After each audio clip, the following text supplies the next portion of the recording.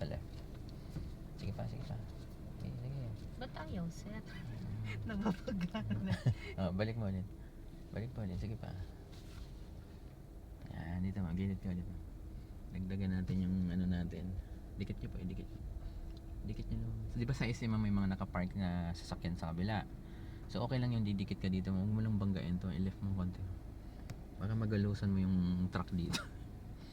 Yan. Sige. Tapos, Ganun ulit ma'am, gawin mo. Tatandaan mo ba yun? ano yun? Doon yung kanina, sir. Ma'am, tapat mo muna tong side mirror doon. Sa... Yan, i-strike mo yung manibela mo. I-right nyo pa. Yan. Tapat nyo po yung side mirror doon sa bumper ni kulay dilaw. Tapos ito yung makikita mong mga nakatambak dito.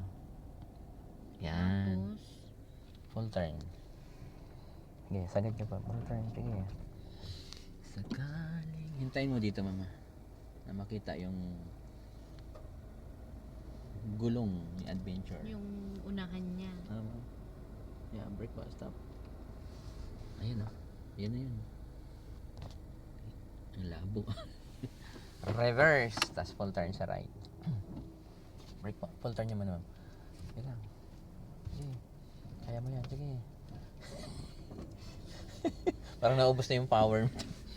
Yan. Tapos tingin po kayo sa kaliwa. Dapat lumabas yung Adventure na hindi na umaandar. Ayan po. Tapos hintayin nyo ma'am na dumiretso yung katawan ng sasakyan. Konti na lang. Diretso Okay, na break pa. siya. Yan na yan. Pwede na yan. Balik mo na dalawa. 1 and 2. Okay. Yan. Sige pa. At least tandaan mo na siya. Kasi pa. Basta yung side mirror mo ma'am, itapat mo dun sa doorknob ng Adventure. Kasi nakaharap siya tayo, nakatalikod tayo. Break. Oh, Break ka kaagad ba ngayon? Sige lang. Stop. Heel.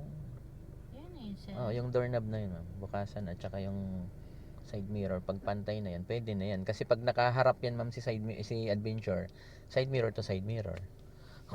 Mas maganda naman yung pag mahaba yung katabi kasi maiksi. Handbrake. Ayan, ganun lang. Ano daw?